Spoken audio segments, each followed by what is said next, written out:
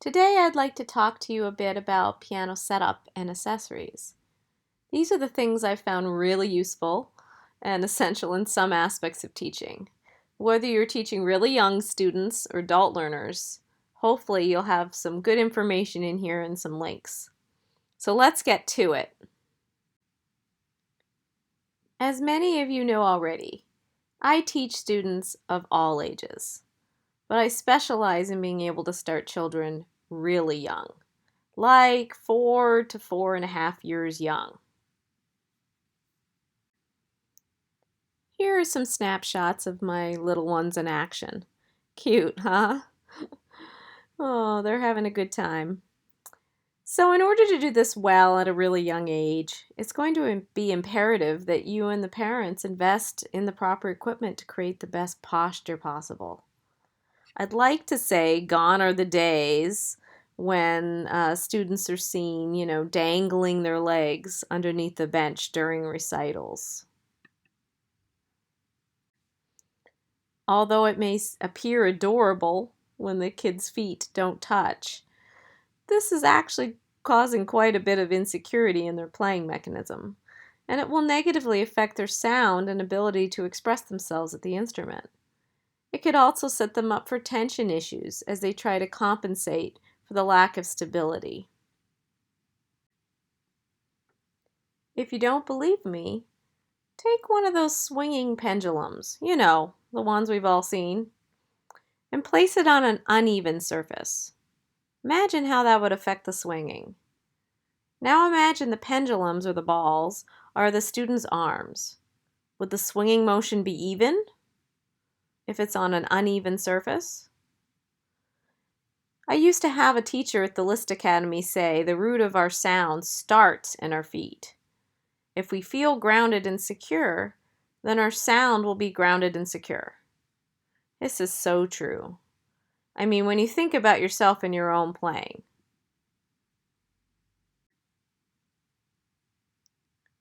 How well do you play when you're positioned to the right or the left of the center of the keyboard? How well do you play cross-legged? I mean, we all do it from time to time when we are teaching or resting, but will we do it during our concert? No. How well could we play if we're leaning over one hip or the other? Just take a second and check it out. Do a little experimenting. Try to dangle your legs and see how you feel. Do you feel stable? If you said yes, then perhaps you're still a child at heart, and that's how you've always played, but I'm guessing the real answer you gave was no. So I like to make the analogy to other teachers and parents that when a child's feet do not touch or have nothing to ground themselves, it's as if they were doing Pilates or yoga on the bench. Just to balance, they have to engage all their core muscles and keep them engaged to stay upright. That's a lot of unnecessary tension.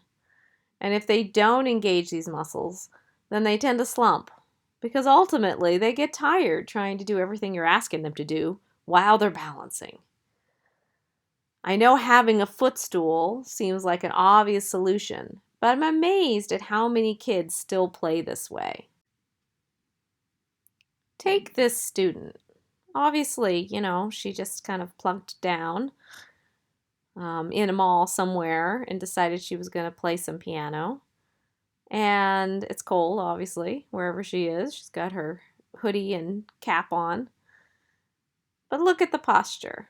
How often do we see that?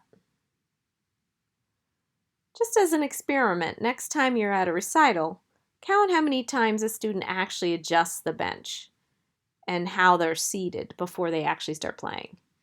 You'll be mortified at how little it happens. When looking for the proper equipment, I find that you can just Google piano footstool and multiple sites will come out of the woodwork. But the ones that have been my go-to for parents over the years are youngmusicians.com and mypianofootrest.com. You can see there's lots of different types of footrests. Some are stackable, some of them have slots. But I've taken a video from one of the websites just to give you a better idea of what the product is like. So check it out.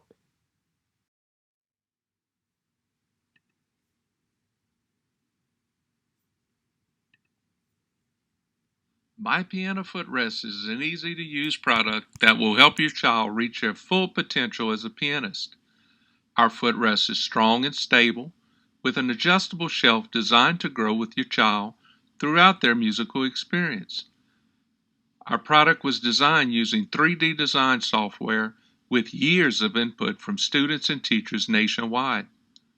Proudly manufactured in the USA, we use cutting-edge computerized woodworking equipment. Our CNC router cuts the footrest very accurately and efficiently, allowing us to provide the absolute best value on the market. Other piano footrests require fasteners that may loosen over time. Our ingenious design goes together without the use of fasteners. One of the features of the shelf is a lock-in-place design, allowing the shelf not to move while in use. And whether going to and from recitals or just around the house, the easy grip handle allows you to grab and go. We are proud that over 400 piano teachers in all 50 states are using our footrests in their studios and recommending our product. Our piano footrest is simply the best design and the best value on the market.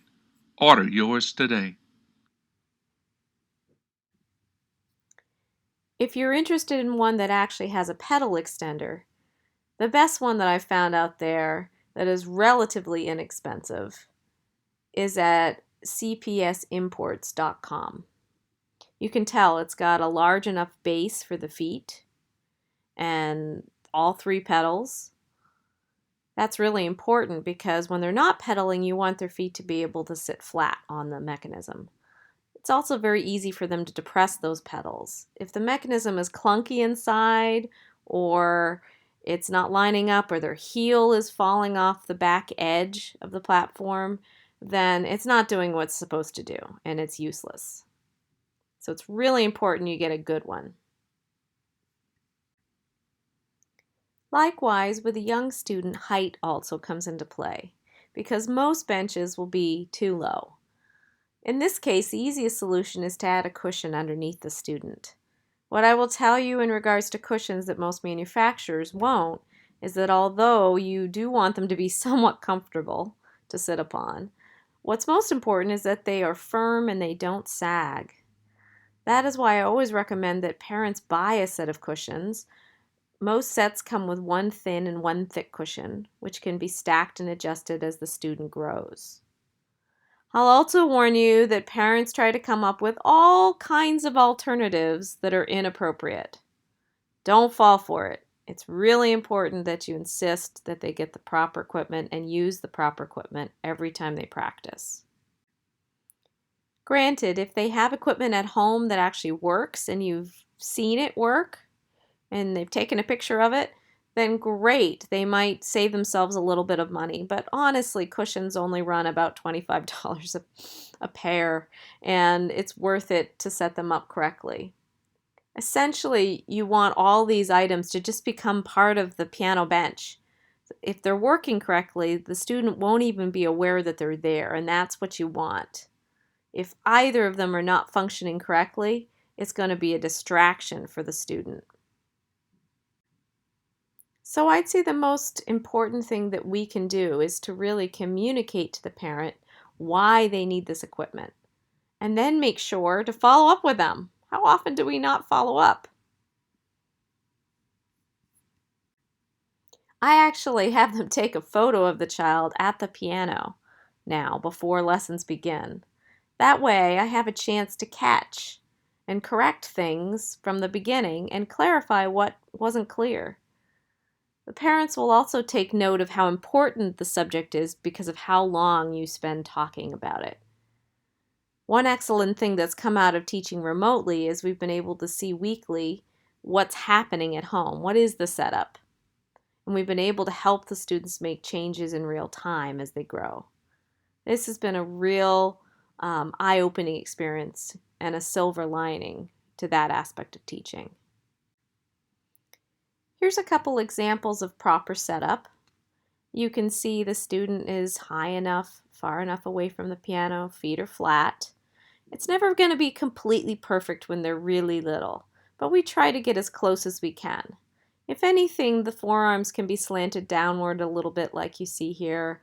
You don't want them slanted upward because that means they're going to have to start raising their shoulders to make the adjustment in height that they need to actually play. Likewise, during the lesson, it's really important that you position the parent in a place where you can have eye-to-eye contact, but also they can see what's physically going on at the piano. I mean, these are all these little big things that make such a huge difference in your success as a teacher.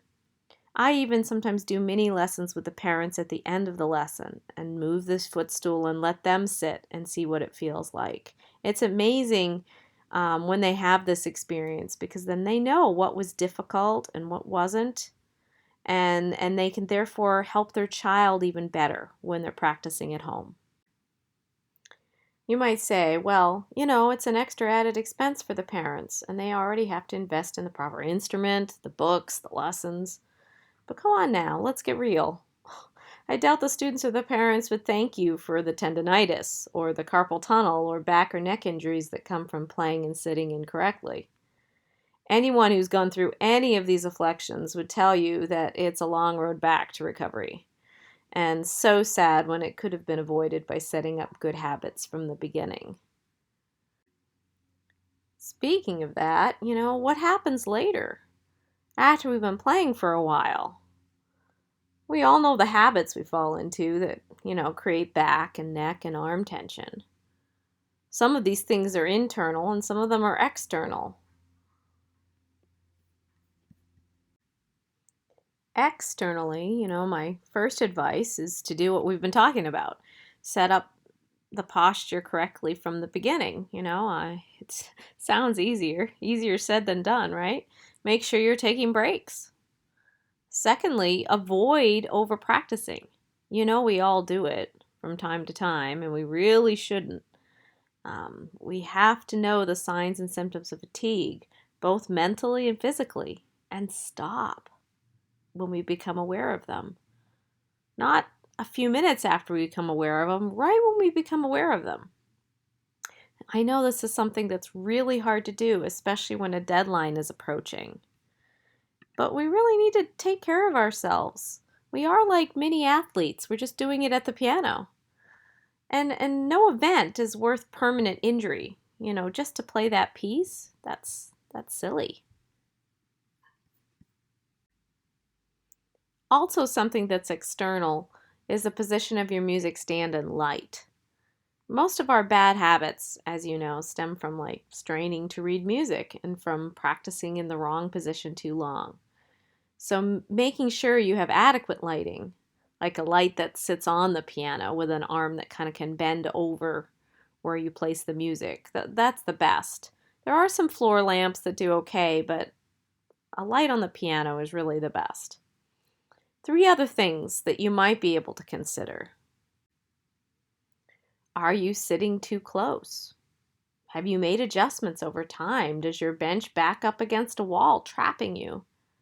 An easy test is if your arms can't reach in front of you easily to access the middle of the piano or either end, you're too close. Likewise, you shouldn't have to shift on the bench to play certain sections of a piece.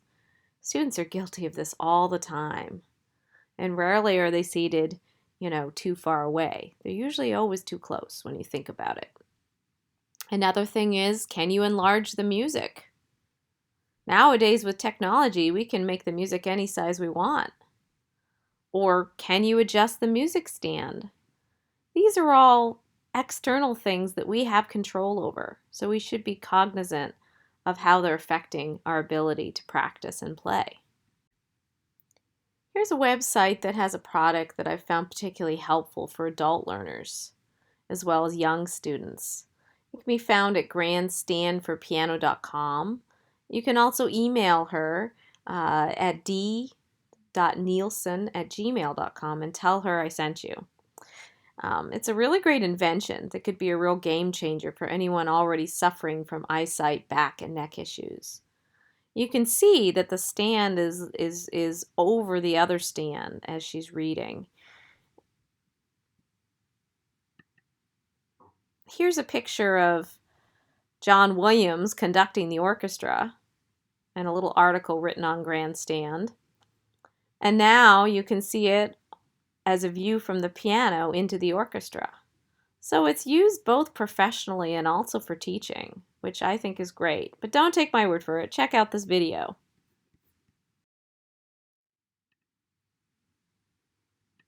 Is the best invention for a teacher and a performer, because your music is right there. And as a performer, sometimes you've been playing for many minutes, sometimes hours, and you get, if you're looking up at music that's up here, which it normally would be if it were on the music rack, on the piano, then suddenly you start, the shoulders start to hurt, your neck starts to hurt, and you start to make mistakes. But this way, it's right in front of you, and I can look this way and this way without doing this up and down business. Perfect.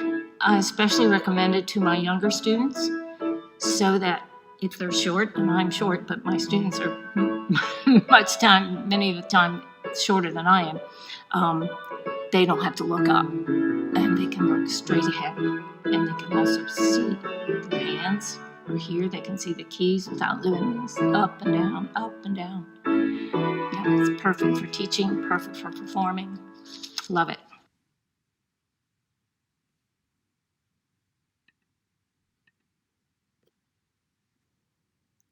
So you might be asking, what do you do if you already are injured or have a student who's nursing an injury? My best advice in really trying to root out tension issues or afflictions like tendonitis is to work with someone who's actually gone through it. Let's face it, everybody's willing to give you their advice, but you really want to talk to someone who has been through it, and specifically if you can find a musician, that's the best.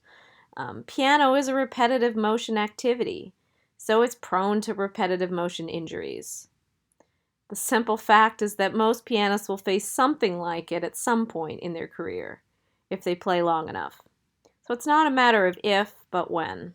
And when it happens, it's going to evolve kind of a multifaceted approach. Probably a team of professionals, quite a bit of introspection, and some careful observation to make changes. But those changes are definitely possible. I speak from experience on this. The team of people I speak of is most likely your current teacher or someone who's gone through it, a medical professional of some type, whether they're a physical therapist, someone who can help you strengthen the proper balancing muscles, but also allow your injured ones to heal, and of course yourself. In regards to the latter, I'd recommend Alexander technique or Feldenkrais for self-evaluation and correction. If it's taught by a fellow musician, even better. I'll be following up with some more videos in regards to this, so stay tuned on that subject. But essentially, both of these methods help you discover what your natural tendencies are for good as well as bad alignment, and then lead you to ways you can reclaim a proper balance in posture and movement. Breathing and breath holding. These can be a real part of the tension that you're experiencing, and it's harder to diagnose because we all do it. We hold our breath when we're under stress and when we're in stressful situations like performance. So learning how to breathe properly and find places to breathe in the music, that's really important. Also, if you do have a medical professional on your team, they might be able to prescribe the appropriate course of action to take in terms of muscle relaxants or pain control as needed. One last note about that, though. It's important to remember that medicines and creams such as Biofreeze or lidocaine, although they work brilliantly to treat the symptoms, they don't root out the cause of the injury. So, they're more for management, not a solution in itself. Remember, those symptoms are there to warn us, so masking the symptoms and continuing to play may be doing more harm than good. Okay, pep talk. So you've seen some of my best picks on piano accessories, and we've talked at length about setting yourself up and students for success. Start taking action. Start having those conversations, either with yourself or with a parent. Be an example and show them how important it is. Your opinion matters. Let me say that again. Your opinion matters more than you know. Don't worry about stepping on people's toes or coming off pushy. They come to you as an authority on piano playing or playing any instrument, and they should trust your instincts. If they don't, then perhaps they just don't quite know how important it is yet, or it might be indicative of a greater issue that has nothing to do with you. So take charge. I know it's going to make a huge difference. If you found this helpful, please give me a like and subscribe to my YouTube channel. It really does help me to get subscribers. And there are more topics like this if you like reading them as well on singplaymove.com/blog. So I hope to see you in both places, and if you feel free to leave a comment if this really helped you. Until next time, take care.